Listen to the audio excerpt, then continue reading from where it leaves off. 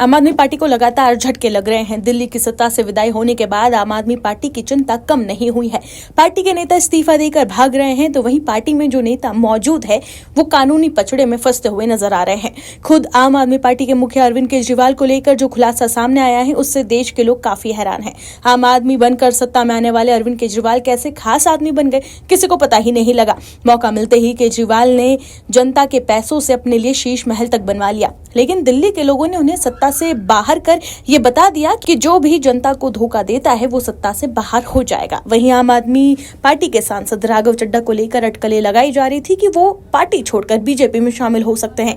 आम आदमी पार्टी के सांसद राघव चड्ढा की पार्टी से नाराजगी की अटकलें भी काफी जोर पकड़ती जा रही है। वो काफी समय से पार्टी की गतिविधियों से दूर है। यहाँ तक कि अरविंद केजरीवाल और मनीष सिसोदिया को शराब घोटाले मामले में आरोप मुक्त किए जाने पर भी उन्होंने कोई प्रतिक्रिया नहीं दी। लेकिन अब बड़ी बात बाहर सामने आ गई है। क्या है खबर, बताते हैं आपको इस रिपोर्ट में। दर्शकों, पंजाब विधानसभा चुनाव से पहले बीजेपी की ताकत मजबूत हुई है। दरअसल सुप्रीम कोर्ट के सीनियर एडवोकेट और आम आदमी पार्टी के पूर्व नेता एच.एस. फुल्का भाजपाई हो गए हैं। जी हाँ, एच.एस. फुल्का बुधवार को बीजेपी में शामिल हो गए। एच.एस. फुल्का ने 1984 में सिख विरोधी दंगों के पीड़ितों का प्रतिनिधित्व किया था। वो 2014 में आम आदमी पार्टी में शामिल हुए थे और 5 साल बाद 2019 में उन्होंने पार्टी छोड़ दी थी।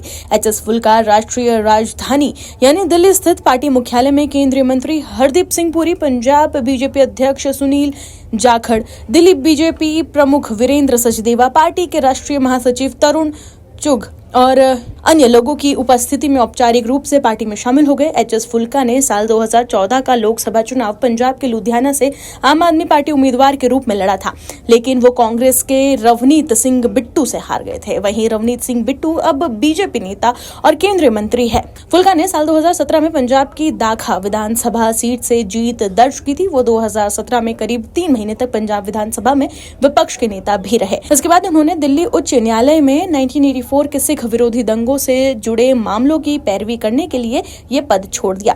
ऐसे में पूर्व आप नेता एच.एस. फुल्का के बीजेपी में शामिल होने से पंजाब में बीजेपी की ताकत बढ़ गई है। वहीं बीजेपी में शामिल होने के बाद एच.एस. फुल्का ने पंजाब की वर्तमान स्थिति पर गंभीर चिंता व्यक्त करते हुए ये कहा है कि पंजाब में स्थिति वास्तव में खराब है। जबरन वसूली के फोन आ रहे हैं, वहां कानून व्यवस्था चरमराई हुई है, नशे का खतरा है और पंजाब की धरती 13 से 14 सालों में बंजर हो जाएगी। लेकिन सरकार को इसकी जरा भी परवाह नहीं है। इसलिए मैं पंजाब के लिए राजनीति में लौट रहा हूं। बीजेपी से बेहतर कोई पार्टी नहीं हो सकती जिसमें मैं लौट सकूं। वहीं राजनीतिक गलियारों में ये भी अटकलें लगाई जा रही हैं कि पंजाब चुनाव से पहले आम आदमी पार्टी के नेता राघव चड्ढा भी बीजेपी में शामिल हो सकते हैं। राघव चड्ढा लंबे समय से पार्टी की गतिविधियों से दूर है। शराब घोटाले में जब अरविंद केजरीवाल और मनीष सिसोदिया को बरी किया गया, तब भी राघव चड्ढा ने कोई भी प्रतिक्रिया नहीं दी। वहीं राघव चड्ढा के बीजेपी में शामिल होने की अटकलों को लेकर आम आदमी पार्टी के सांसद संजय सिंह ने हाल ही में ये कहा था कि उन्हें ऐसा नहीं लगता। संजय सिंह ने ये दावा किया था कि जिस दिन राघव चड्ढा ऐसा करेंगे तो सबसे पहले वो उनके खिलाफ खड़े होंगे। संजय सिंह ने कहा था कि एक पार्टी के अंदर अगर आप परिवार के अंदर हैं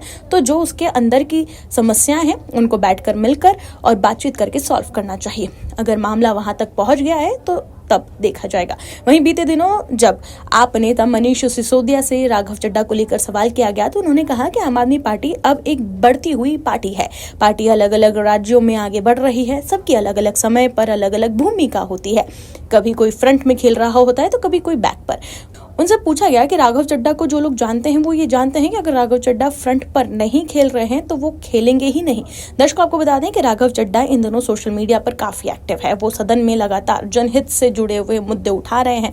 राघव चड्ढा ने हाल ही में अपने एक्स पर एक वीडियो भी पोस्ट किया था जिसमें वो मुंबई एयरपोर्ट पर सिर्फ 10 रुपए में चाय का लुफ्त उठाते हुए नजर आ रहे हैं। उन्होंने एक्स पर पोस्ट करते हुए ये भी कहा था कि मैंने मुंबई एयरपोर्ट पर उड़ान यात्री कैफे में चाय पी, वो भी सिर्फ 10 रुपए में।